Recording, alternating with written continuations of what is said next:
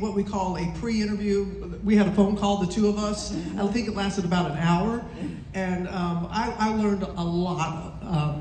I was very humbled, I'll tell you what, because you are so, you use your voice, and you're at this point where you're not afraid to say things. And you were talking about your father, and you said that it was his values, that you saw his values, that you didn't have a conversation per se about activism, but it was his values that you saw and emulated? This is a nice story, Robin. I was writing my memoir. It was about 2010 or something like that. And so I was writing my memoir, and the phone rang, and it was one of Martin Luther King's daughters. And I can't remember why she called, but after she finished whatever she wanted to communicate to me, I said, listen, did your dad, when you were little, did he put you on his knees and pelt you on his knees and talk about values and, you know, how you're supposed to live and things like, no, she said, no, he never did. And I said, yeah, my dad never did either. But you had his sermons, and I had my father's movies, Grapes of Wrath, Young Abe Lincoln, Oxbow Incident, The Wrong Man, 12 Angry Men. You know, these are the movies that I knew that he really cared about. Those were the characters, because he was always in a bad mood. But when he was doing those kind of parts, I could see that it did something to him. And so, you know, as a little girl, because I loved him, I think it became the compost in my soul for what came later, those characters that he played, that he loved. Well, if he loved those, then I want to be like that, so he'll love me, that kind of thing. Ooh. It's life. Yeah, it is. No, Right, I know that. That's what I love about, and it's kind of what Alicia was saying about you. You are so authentic. You are so pure. You're so... I'm not really pure, but I could tell the story. No, I'm not pure. But women aren't supposed to tell the truth. And when women tell the truth, it's revolutionary. And it's universal. We all have all these things in common. Doesn't matter if I'm white and privileged and you're black, and we have a lot of things in common because we're women. That's right. Yeah. What was the question? I don't remember. It doesn't matter. This is your world. We're just living in it and happy to be living in it right now. I'm telling you, and I mean that in all sincerity. No, but you were talking about your dad, and made me think about, you know, how he didn't say anything to you, but you saw his films. And I share with you that my father was a Tuskegee Airman, the first Black Flying Air Corps in the military. And you can applaud. I mean, come on.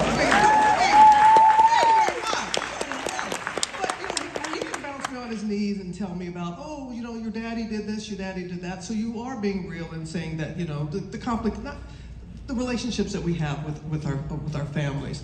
But talk a little bit more, and I think that young people need to know this, and I know you are such an admirer of Greta Thunberg. Of who? Greta. Greta. I have new hearing aids, and they don't work really well. No. Greta. Yes. Greta changed my life. How so? Well,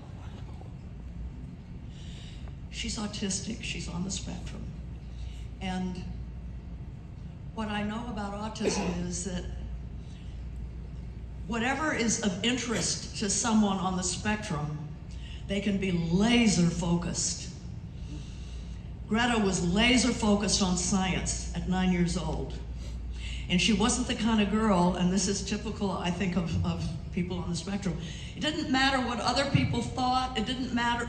She was focused. She wasn't somebody that would, I don't know, look at a photograph of a polar bear on a shrinking ice and cry, and then get on the phone and say, what sort of blue jeans should I buy, or what party, or, you know. She was focused.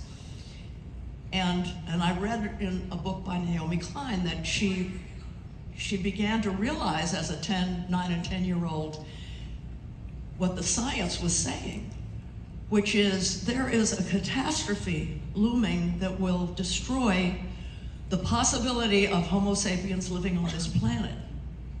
And she didn't believe it, because she said to herself at 9 and 10 years old, if this was true, I mean, the adults wouldn't be doing anything at all except trying to prevent this from happening. Everybody would be leaving what they normally do to focus on this issue. This is the future of human life, but it can't be true. And she stopped eating and speaking for a year. Her father thinks it stunted her growth. And when I read that, I knew that what she had learned and what she'd seen by going into the science was true. It hit me like I've been a climate activist, but this was different. This was, oh my God. And then she also said, this is what we have to do about it, and this is what the science is saying. And she also says, and I love this, because I was so depressed before I learned this about her and decided that I was going to also leave my comfort zone to focus on this. She said, don't look for hope, look for action, and hope will come. Amen. And I know that's true for me, because the minute I took action, my depression disappeared. Yeah. It disappeared. Taking that action made you feel what? When I knew that I was doing everything that was in my power to do, and I was really leaving my comfort zone and putting myself on the line, I felt hopeful. Mm. And I wasn't depressed anymore. So action is where it's at. It leads to hope. It leads to hope. Wish I could see who you are out there. They're beautiful. They're beautiful. There's a lot of young people. Young people are what inspire us.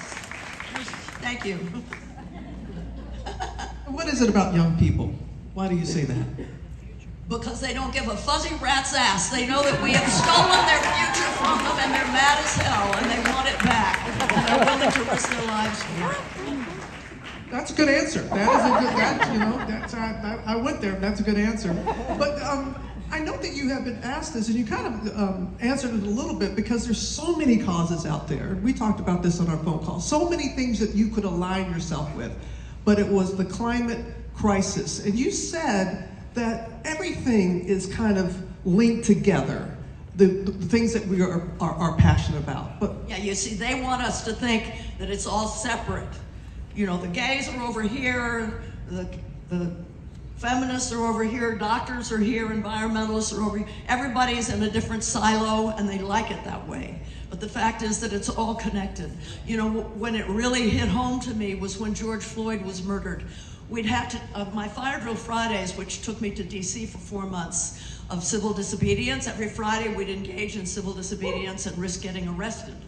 Because that's what has to happen. Disruptive. We have to become majorly disruptive in our activism. So then COVID hit, and so we took Fire Drill Fridays online, and that was I don't remember what month. It was 2020 when George Floyd was murdered, and so we began to bring a lot of black people, mostly women, onto the show. It was a show about the climate crisis, and what I realized is there'd be no climate crisis if there was no racism. There'd be no climate crisis if there was no misogyny and patriarchy. It's all part of the same mindset that says that life is a hierarchy. White men are at the top, and then you go down, and then nature is at the very bottom. We're completely alienated from nature now. I'm trying to remember the point that I was going to make. We're all connected, how everything is connected together. Thank you in the back, too. I appreciate that. And it's a mindset that's transactional. Some people matter, some people deserve opportunity and wealth and so forth, and others don't, and nature is all about, will that tree make a good door? Is this forest good for flooring? Without realizing that trees communicate. Trees talk to each other. Trees come to the aid of their fellow trees. This is now scientific knowledge. We know that this is true. But they see a forest and think money, cut it all down, don't pay any attention to what we're doing.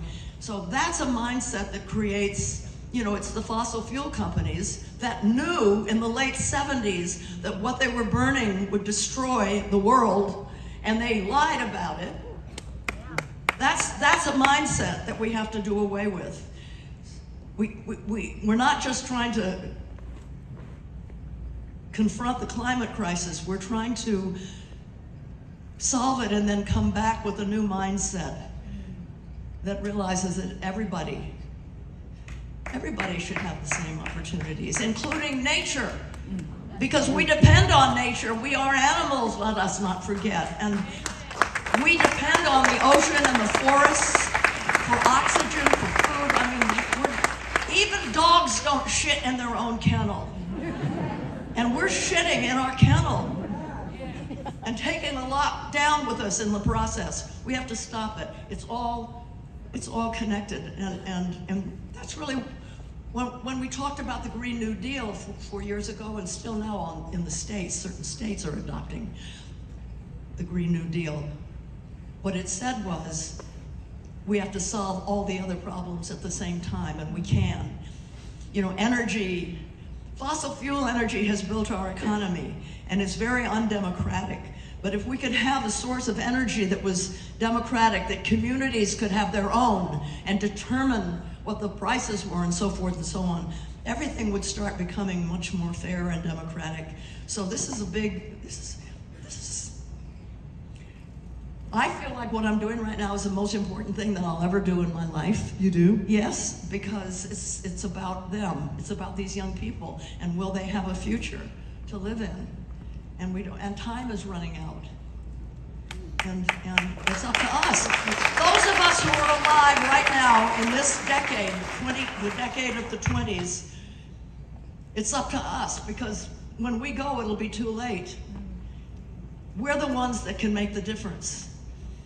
You know, and let's not, when history is written, be the ones that were staying at home and rearranging the china. Let's really do it. Let's get together and really do it. And then, just one more thing on this, is when you vote, find out if the people you're thinking of voting for, whether it's president or sheriff, do they take money from the fossil fuel industry? Because if they do, you will never get them to pass the legislation that we need. You've got to vote for people who are clean of oil. And carry the climate in your heart when you go to the polls.